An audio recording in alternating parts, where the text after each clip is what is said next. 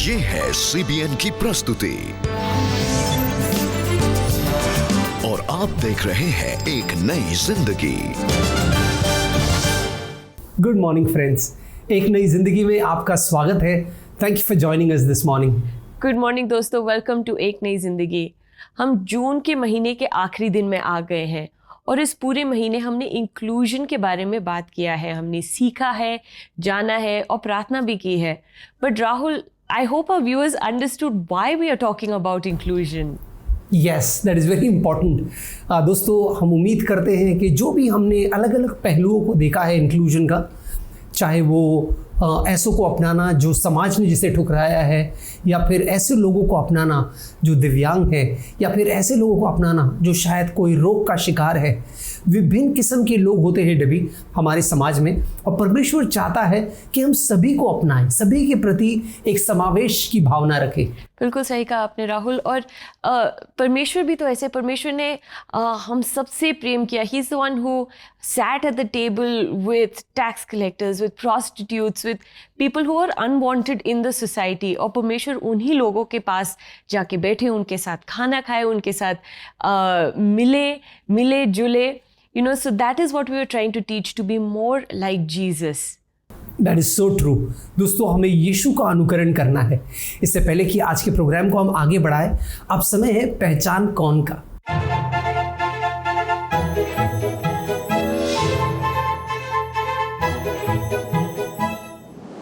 फिलिपुस ने किसे सुसमाचार सुनाकर बपतिस्मा दिया जो यशाया का किताब पढ़ रहा था?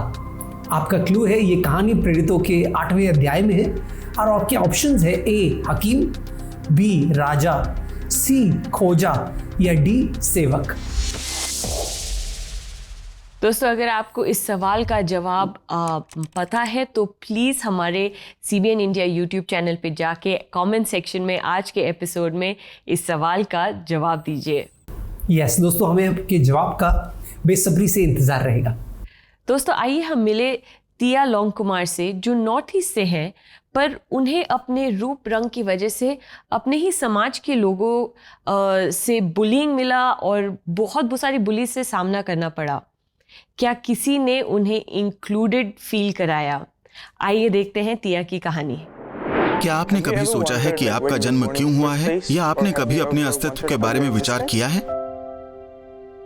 मेरा नाम है टिया लोंग कुमार, मैं नागालैंड से हूँ और मैं एक प्रोफेशनल सिंगर हूँ। मेरे माता पिता शादी के बाद एक बच्चा चाहते थे, और फिर मेरी माँ की फैलोपियन ट्यूब में ट्यूमर जैसा एक छोटा सा घाव था, और उसकी वजह से उनके मिसकैरेजेस हुए, इसलिए उन्होंने सरोगेसी का रास्ता चुना। तो उसके बाद मेरा जन्म हुआ, मैं ठीक ठाक पैदा हुआ, और मेरे पैदा होने के बाद लोग काफी हैरान, सदमे में थे। मेरी सरोगेट माँ एक नॉन लोकल थी, इसलिए मेरी सरोगेट माँ के कुछ DNA मुझ में भी हैं। इसलिए जब मैं बड़ा हो रहा था तो लोग मुझे इधर उधर की बातें कहते, मुझे धमकाते, मुझे चढ़ाते। मैं वापस आकर अपनी दादी से पूछता कि आपको पता है कि लोग मेरे साथ ऐसा क्यों करते हैं, मेरे साथ क्या परेशानी है? वो मुझसे कहते कि तुम अलग हो और अलग तरह से बने हो। तो इस तरह की चुनौतियाँ थी, और मुझे अभी भी याद है कि कोई मुझे जानबूझकर धक्का देकर गिराता था और मेरी किताब फाड़ दिया करता था, और उसने अपनी नाक की गंदगी निकालकर मैं किसी को नहीं बता सकता था कि मुझ पर क्या बीत रही थी। अगर मैं अपने माता पिता को बताता कि कुछ ऐसे बुली हैं जो मुझे चढ़ाते हैं, वो मेरा अपमान करते हैं, तो अगले दिन वो ये सब हरकतें दुगनी कर देते। वो हर हरकत से मुझे ज्यादा से ज्यादा परेशान करते, ताकि मैं उनकी हरकतें किसी को ना बताऊं। इसलिए मैं परमेश्वर से इसकी शिकायत करता था कि हे परमेश्वर, मेरे साथ ये सब क्या हो रहा है। मैं हमेशा पूछता था कि मेरे साथ ही क्यों। और तभी मेरी मुलाकात एक दोस्त से हुई, जिसने मुझे चिल्ड्रन कैंप में जाने के लिए कहा। मैं वहाँ जाने के लिए बहुत हिचक रहा था, क्योंकि मैं सोच रहा था कि मैं अपने अंदर के ख्यालों से लड़ रहा था कि अगर वहाँ बाकी लोग मुझे देखेंगे तो क्या होगा, अगर वो मेरा मजाक उड़ाएंगे तो। लेकिन बाद में मैंने हाँ कह दिया। तो जब मैं वहाँ गया तो उदित अली ने कहा हाय एवरीवन, वेलकम, और उसके बाद जो भी उस कमरे में आ रहा था वो उन सबको गले लगा रहा था। वहाँ जो अपनापन मुझे मिला वो मेरे लिए वाकई नया था। हमारा 2 दिन का सेशन था मेरे ख्याल से, तभी उसने हमें सॉन्ग राइटिंग और कैसे हम अपने उन इमोशंस को बताएं जिन्हें हम शब्दों में बयां नहीं कर सकते, इसके बारे में सिखाया। और शायद तभी से मैंने चीज़ों को बहुत अलग तरह से देखना शुरू कर दिया था। Maybe 'cause I got a little bit older, it's all that I've been through. मुझे याद दिलाया गया कि परमेश्वर कितना महान है। अब अगर मैं पीछे मुड़कर देखता हूँ तो कौन जानता था कि मैं म्यूजिक की फील्ड में आगे बढ़ूंगा। ये मेरे लिए बस हकीकत से निकलने का एक जरिया था, लेकिन परमेश्वर इतने सालों से बढ़ा रहे थे, मुझे मजबूत बना रहे थे। मसीही होने का मतलब है दयालु भी होना। परमेश्वर हम पर इतने दयालु हैं कि हम भूल गए हैं कि दूसरों के प्रति दयालु होना कैसा होता है। तो क्यों ना थोड़ा दयालु बने, थोड़ा सा नर्म बने, चलो थोड़ा दूसरों से मिलजुल कर रहने वाले बने। मैं कहूँगा कि जैसा हम लोगों से बर्ताव करते हैं, जैसे आपको मैंने बताया कि ब्रो टाली का मुझे गले लगाने का क्या असर हुआ, उन्होंने मुझे अपनापन महसूस करवाया। उन्होंने मुझे वहाँ मौजूद बाकी सभी लोगों के समान महसूस कराया। उन 2 दिनों में मुझे इस बात की चिंता नहीं थी कि लोग क्या सोचेंगे, क्योंकि मुझे लगा कि मैं उन्हीं में से एक हूँ। मिलजुल कर रहने का मतलब है दूसरे इंसान के साथ वैसा ही व्यवहार करना जैसा आप अपने परिवार के साथ करते हैं। इसलिए नहीं क्योंकि वो शारीरिक रूप से विकलांग है या उनके अतीत में कोई ट्रॉमा था या वो किस तरह से दिखाई देते हैं, नहीं, बल्कि जो इंसान जैसा है वैसा ही उससे अच्छा बर्ताव करना चाहिए। और इस तरह हम एक दूसरे से ज्यादा अच्छी तरह से मिलजुल कर रह पाएंगे। What an inspiring story. One hug that changed it all. That's true, Davy. एक जब हम किसी को अपनाते हैं, जिस किसी को गले लगाते हैं, जैसे टिया को एहसास हुआ, दोस्तों ऐसे कई लोग होंगे हमारे समाज में, हमारे अड़ोस पड़ोस में, शायद हमारे रिश्तेदार हैं, हमारे दोस्त हैं। जब हम किसी को दिल से अपनाते हैं, उन्हें दिल से गले लगाते हैं, एक झप्पी उनके जीवन को बदल सकता है। दोस्तों याद रखें, एक प्यार का एक कदम हम उनकी तरफ बढ़ाते हैं, उन्हें इंक्लूडेड फील कराते हैं, और पूरे महीने हमने इसी बात पर गौर किया है। यस राहुल, जैसे आप कह रहे थे, एक वन हग, एक झप्पी, मुझे याद आया वो वर्ड, जादू की झप्पी। It can change it all. बिल्कुल बिल्कुल। दोस्तों जब हम देखते हैं यीशु मसीह की कहानी, हमें लगता है कि यीशु को सबने अपनाया, है ना, क्योंकि यीशु इतने प्रसिद्ध थे, इतने सामर्थी थे, अद्भुत चमत्कार किए। लेकिन ऐसा नहीं है। क्या आप जानते हैं लूका 9 में एक कहानी है जो बहुत दिलचस्प है। हुआ कुछ ऐसे कि यीशु जा रहे थे यरूशलेम की ओर, लेकिन रास्ते में एक सामरी नगर से उनको होकर जाना था। वो चाहते थे वो उस नगर में जाएं और कुछ सेविका करें, लोगों को ठीक करें, लोगों को प्रभु का उपदेश सुनाएं। लेकिन वहाँ के नगर के लोगों ने यीशु को आने से मनाही की। उन्होंने यीशु को एक्सक्लूड कर दिया। उन्होंने कहा नहीं, आप अगर यरूशलेम जा रहे तो आप हमारे गांव नहीं आए, क्योंकि सामरी और यहूदियों में थोड़ा सा तनाव था। आपको कैसा लगेगा जब आपको कोई ठुकराता है? यीशु के शिष्यों को ऐसा बिल्कुल अच्छा नहीं लगा। उन्हें लगा कि उनके प्रभु का अनादर हुआ है और इस ईंट का जवाब पत्थर से देना चाहिए। तो देखिए इस कहानी में होता क्या है। लूका 9वां अध्याय और चंद वचन में आपके लिए पढ़ना चाहता हूँ। Luke chapter 9 verse 54। जब उसके शिष्यों ने, याकूब और यूहन्ना ने यह देखा तो वे बोले, प्रभु क्या तू चाहता है कि हम आदेश दे कि आकाश से अग्नि बरसे और उन्हें भस्म कर दे? इस पर वो उनकी तरफ मुड़ा और उनको डांट फटकारा। फिर वे दूसरे गांव चले गए। कितना अनोखा है यीशु का रवैया। जब जिस लोगों ने यीशु को ठुकराया तो यीशु ने उनके साथ बैर नहीं रखा, यीशु ने उन्हें नहीं ठुकराया। इनफैक्ट यीशु शिष्यों को डांटता है और कहता है नहीं, ऐसा नजरिया हमारा नहीं होना चाहिए, आओ हम दूसरे गांव जाते हैं। दोस्तों क्या आप जानते हैं कुछ समय के बाद पेंतिकोस्त का समय आया जब पवित्र आत्मा आया और फिर यीशु का एक शिष्य, एक जवान व्यक्ति जिसका नाम था फिलिपुस, वो एक सामरी नगर में जाता है और यीशु के बारे में उन्हें बताता है और करीब करीब पूरा शहर यीशु पर विश्वास करता है और उस शहर में आनंद की लहर उठ पड़ती है।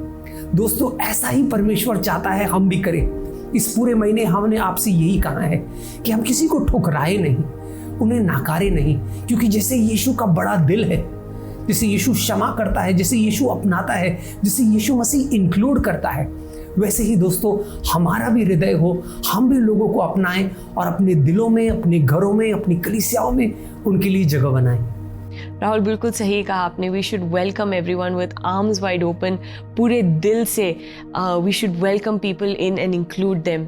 और दोस्तों, अगर आप ये हमारा एपिसोड देख रहे हो और आप सोचते हैं that you don't belong anywhere, और यदि आपको ऐसा लग रहा है आई एम एक्सक्लूडेड, यार मेरे से कोई प्रेम नहीं करता, I don't feel accepted, we want to remind you that God loves you with an everlasting love. हम आपके लिए प्रार्थना करना चाहते हैं। आप हमारे प्रेयर लाइन नंबर 9910401010 पर कॉल करें और हम आपको याद दिलाएंगे that you are loved, you are accepted, you are wanted. Wonderful, you are indeed wanted. दोस्तों, ये नंबर जो है ये हमारा व्हाट्सएप नंबर भी है, तो आप अगर हमें व्हाट्सएप मैसेज या वॉइस मैसेज भेजना चाहते हैं तो वो भी आप इस नंबर पर भेज सकते हैं। आप समय छोटे से ब्रेक का दोस्तों, लेकिन जब ब्रेक से लौट कर आएंगे तो हम आपको एक बहुत ही इंस्पायरिंग पर्सनालिटी से मिलाने जा रहे हैं, तो कहीं जाइएगा नहीं, हमारे साथ बने रहिए।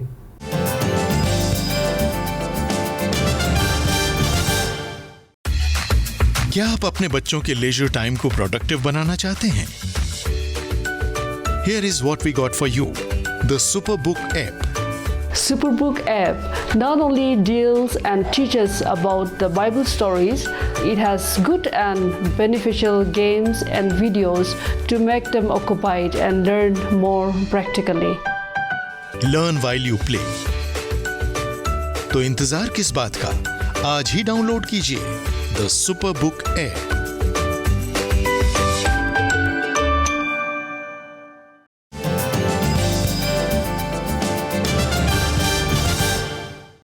वेलकम बैक दोस्तों।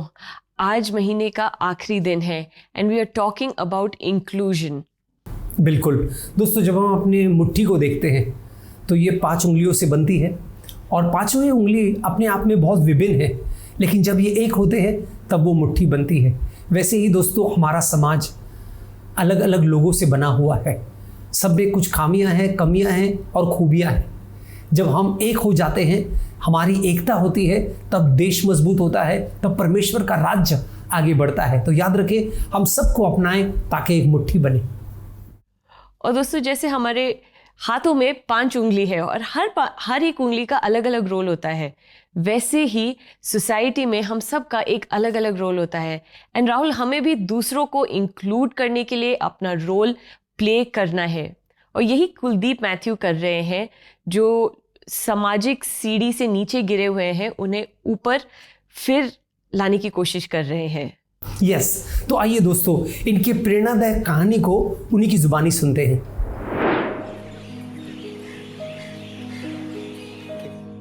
– 2012 की बात है। एक दिन जब मैं जा रहा था, मैंने देखा कि कुछ बच्चे बहुत गंदगी में बैठे हैं और वो खाना खा रहे हैं। वो खाना हाइजीनिक नहीं है, उनकी बहुत बुरी परिस्थिति थी। बहुत से लोग पास से जा रहे थे पर कोई भी नोटिस नहीं कर रहा था, ना कोई ध्यान दे रहा था। तो इन बच्चों की तरफ देख के मेरे मन में आया कि क्यों ना मैं इन बच्चों के बीच सेवा करूं, मैं इन बच्चों को ट्रेन करूं। कहीं ये ना हो कि भविष्य में जाके ये बच्चे क्रिमिनल बन जाएं या ड्रग एडिक्शन के शिकार हो जाएं और बुरी आदतों के शिकार हो जाएं। जैसा कि हम जानते हैं कि एजुकेशन लेना हर एक इंसान का हक है, पर ये बच्चे वो बच्चे हैं जिनके माँ बाप उनको स्कूल नहीं भेजते। स्कूल की जगह उनको बाजार में, गलियों में प्लास्टिक इकट्ठा करने के लिए भेज रहे हैं। वो जो पैसा लेके आते हैं उनसे वो नशा करते हैं। मैंने सोचा कि कहीं ये बच्चे भी उन्हीं की तरह नशे में ना पड़ जाएं। इनको मैं एजुकेशन देकर इनके अच्छे भविष्य के लिए इनको तैयार कर सकूं। हमने जैसा देखा है कि इब्रानियों 13:16 में लिखा है कि तुम भलाई करने में थक ना जाओ, और हम ये जानते हैं कि हमें भलाई करना परमेश्वर सिखाते हैं। और यूहन्ना 3:16 में लिखा है कि परमेश्वर ने जगत से ऐसा प्यार किया और अपना पुत्र दिया, और इन लोगों के लिए प्रभु यीशु मसीह ही आए। इसलिए मैंने सोचा, और इस वचन ने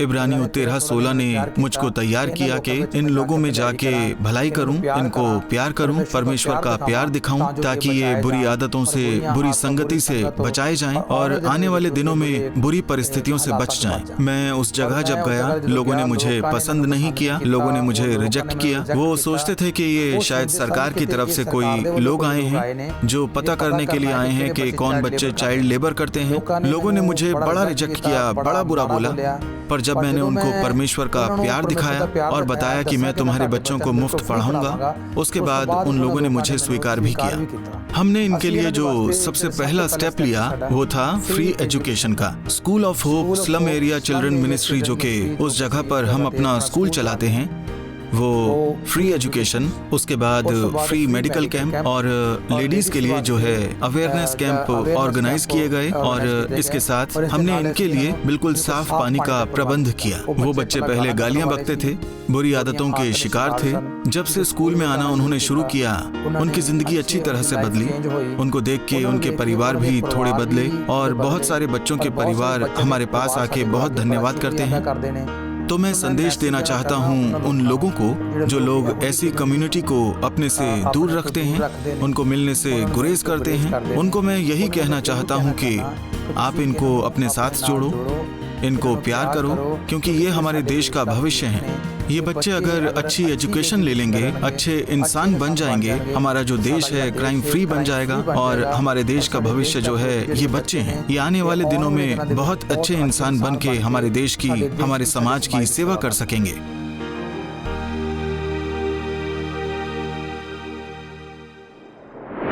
वाह डेबी, कितनी प्रेरणादायक कहानी है कुलदीप जी की। अपनी चुनौतियों के बावजूद उन्होंने हाथ बढ़ाया, लोगों की मदद की और आज वो बच्चों का भविष्य संवार रहे हैं। दोस्तों, हमें भी ऐसा कुछ करना है। हम भी, परमेश्वर ने हमें भी काबिलियत दिया है, हुनर दिया है और हम भी योगदान दें लोगों के जीवनों में ताकि उनका जीवन और बेहतर हो। जी, this is truly an inspiring story.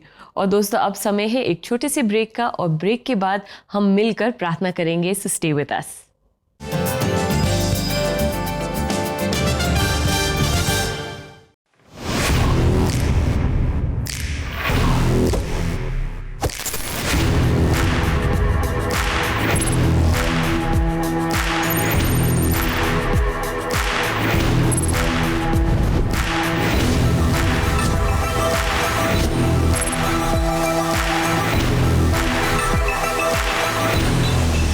First of all, this studio is special in terms of the space that it has. It's quite a big studio. The lighting is done very well. The cameras are very high-end FS7 cameras. One of the first things that genuinely struck me the day I walked in for a recce was that it's a very, very well-maintained studio. These nice backdrops that you had, very clutter-free, very well-designed, very easy to maneuver things around. And the best thing about it is the prefabricated sets that you've created. You have multiple sets in one small area. So it doesn't take much to set up a shot, right? You can just turn your camera left, right, and you have something to shoot it. It is ready-made. A lot of hygiene measures being followed. Everyone's masked, a bunch of sanitizers around, which is, well, that's the need of the hour, and I'm glad that the studio is following that. But most of all, and most importantly, is the team at CBN, which makes you feel comfortable. You can tell that they're very experienced team members. They've been curated in a way that they all work well seamlessly. So that's the most important point and the easiest team that I find to work with in this Delhi Gurgaon area.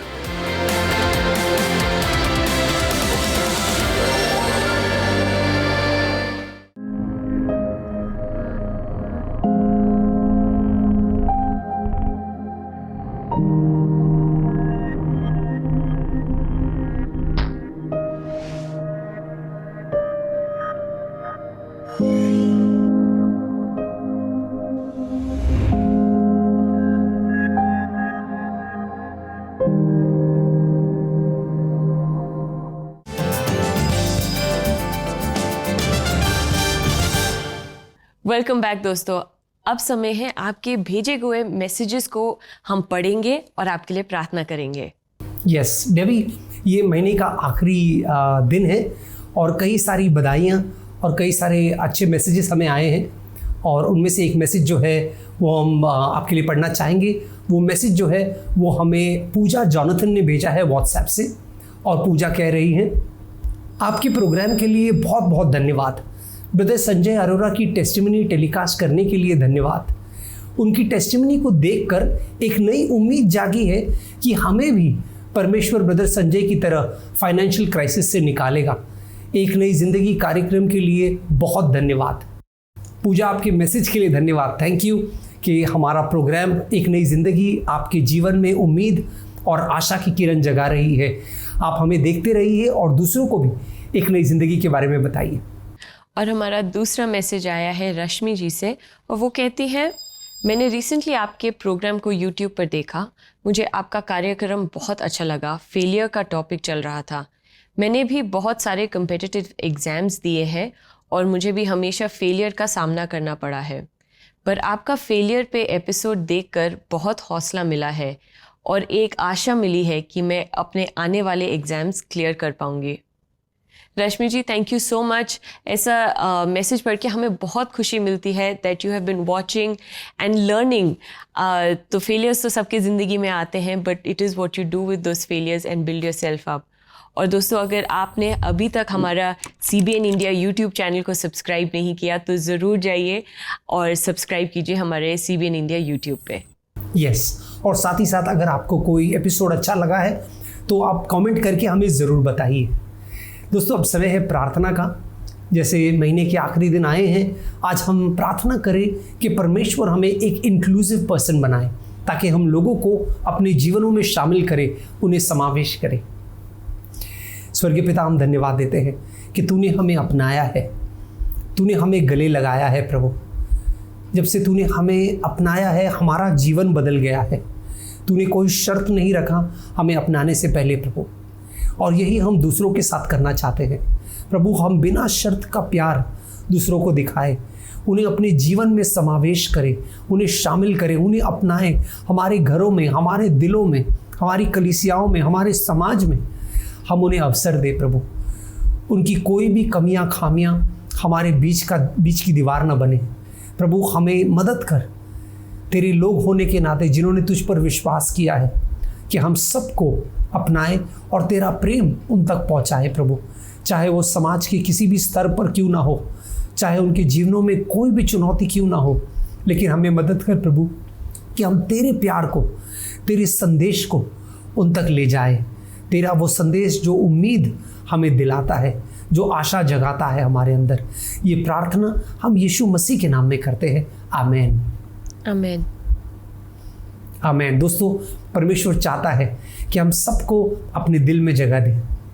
जी, और दोस्तों, अब समय है एक prayer tip का।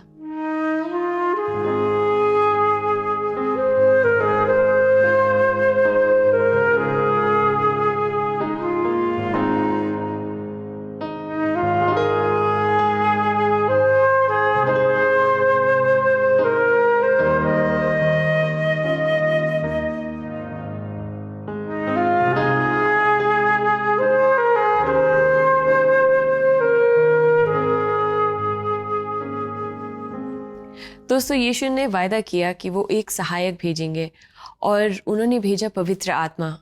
तो आज का प्रेयर टिप ये है, जब भी आप प्रार्थना करें, take the help and guidance of the Holy Spirit. Yes, that's true. दोस्तों, आइए हम देखते हैं परमेश्वर का अनमोल वचन हमसे क्या कह रहा है।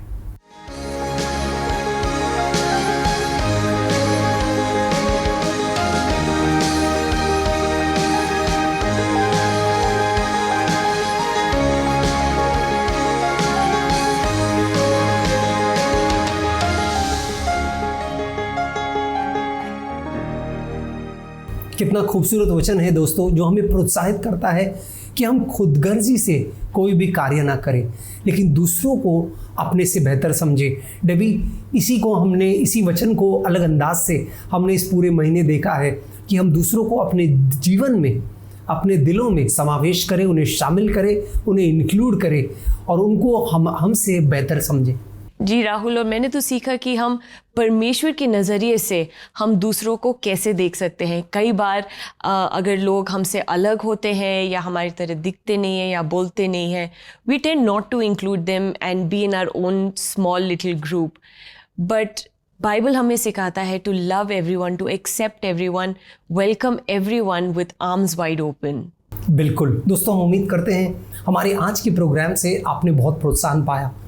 टिया की कहानी बहुत खूबसूरत है, कैसे उन्हें ठुकराने के बावजूद वो प्रभु की ओर मुड़े और आज वो कितने सुरक्षित महसूस कर रहे हैं।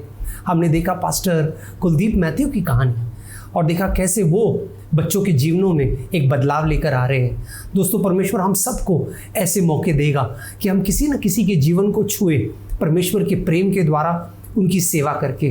तो ऐसे मौके के फिराक में रहिए और सबको शामिल कीजिए और किसी न किसी के जीवन में एक बदलाव लेके आने का प्रयास कीजिए। उनके लिए प्रभु का आशीष आप बनिए।